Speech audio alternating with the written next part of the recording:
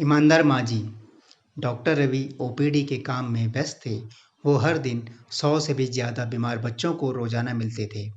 वो इस काम को किसी मशीन की तरह हर दिन किया करते। उनके सहायक ने उनके चैम्बर में आकर उन्हें बताया, दो औरतें एक बच्चे को लेकर आई हैं। बच्चा सांस भी बड़ी मुश्किल से ले पा रहा है। आप कहें तो उन्हें अंदर भेजूं? डॉक्टर ने हाँ में सर हिलाया। एक बूढ़ी औरत और एक जवान औरत डॉक्टर के चैम्बर में आई। बूढ़ी औरत ने अपने हाथों में एक 1.5 साल का बच्चा पकड़ रखा था। दोनों के मटमैले कपड़े और शारीरिक हालत देखकर डॉक्टर ने उनकी आर्थिक परिस्थिति को समझ लिया। डॉक्टर ने इशारे से दोनों को अपने टेबल के पास वाली कुर्सियों पर बैठने को कहा। डॉक्टर ने पूछा, बताइए माँ जी, क्या हुआ है बच्चे को? माँ जी बोली, 3 दिनों से मेरे बच्चे को जुकाम हो रखा है और आज तो बड़ी मुश्किल से सांसें ले पा रहा है। साहेब देखिए जरा, बड़ी तकलीफ में है मेरा लाल। डॉक्टर ने बच्चे पर ढके मैले कपड़े के टुकड़े को हटाकर देखा तो एक कुपोषण के कारण बहुत ही कमजोर, बिल्कुल हड्डी पंजर सा छोटा बच्चा डॉक्टर को दिखा। बच्चे की आधी आंखें खुली थी। हाथ और पैर के नाखून भी सफ़ेद पड़ चुके थे। फेफड़ों में तरल भरने की वजह से सांस लेने में तकलीफ थी। ये सभी लक्षण निमोनिया के थे। डॉक्टर ने माँ जी से कहा, देखिए माँ जी, बच्चे की हालत बहुत गंभीर है। उसे तुरंत शहर के बड़े सरकारी अस्पताल में दाखिल करवाना पड़ेगा। हो सकता है वहाँ पर उसे श्वास की मशीन की ज़रूरत पड़े। वह मेरे पास नहीं है, लेकिन उस अस्पताल में है। आप इसे तुरंत वहाँ पर ले जाइए। माँ जी ने थोड़ा हिचकी चाहते हुए कहा, हमें तो लगा था हम दवाई लेंगे और घर वापस लौट जाएंगे, इसलिए हम घर से सिर्फ 300 रुपये लेके चले थे, जिसमें से 80 तो भाड़े में ही खर्च हो गए। अब कैसे? डॉक्टर ने पहले ही उनको देखकर अंदाजा लगा लिया था उनकी समस्या क्या हो सकती है। आप चिंता मत कीजिए माँ जी, जहाँ मैं आपको भेज रहा हूँ वह सरकारी दवाखाना है और वहाँ पर गरीब लोगों का अच्छे से इलाज किया जाता है। आप ज़्यादा मत सोचिए और यह लीजिए, आप तुरंत जितनी जल्दी हो सके उस दवाखाना पहुँचिए। डॉक्टर ने अपनी जेब से 500 रुपये निकालकर माँ जी की तरफ बढ़ाते हुए कहा। माँ जी ने डॉक्टर से पैसे लेने से मना कर दिया। उन्होंने कहा, मैं आपसे यह पैसे नहीं ले सकती, उल्टा मुझे आपको पैसे देने चाहिए।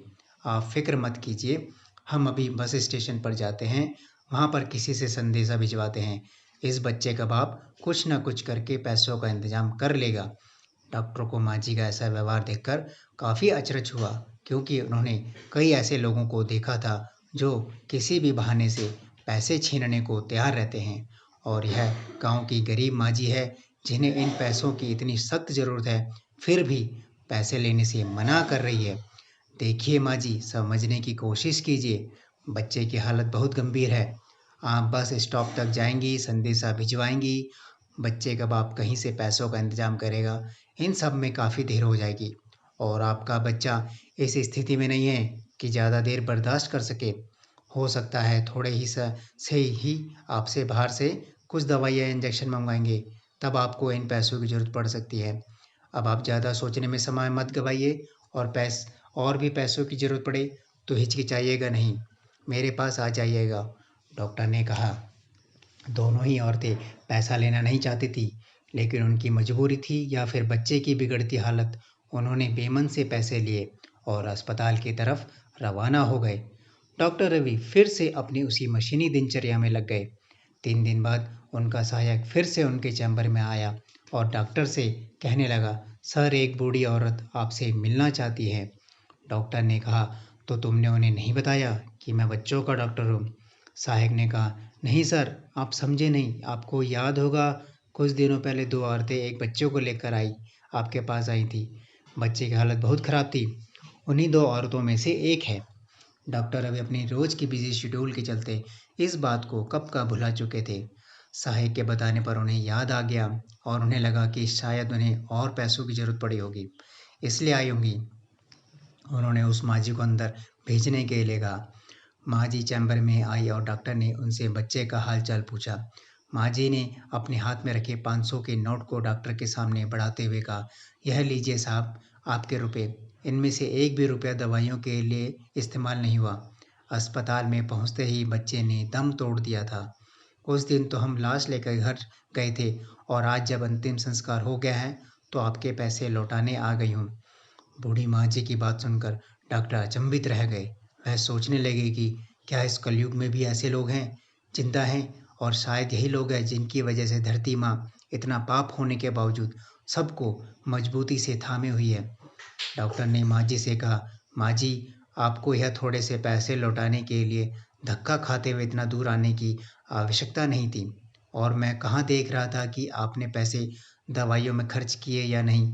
आप नहीं देख रहे थे, लेकिन मेरा भगवान तो देख रहा था, माँ जी ने अपना पक्ष रखते हुए कहा, और पैसे डॉक्टर के टेबल पर रखकर चली गई।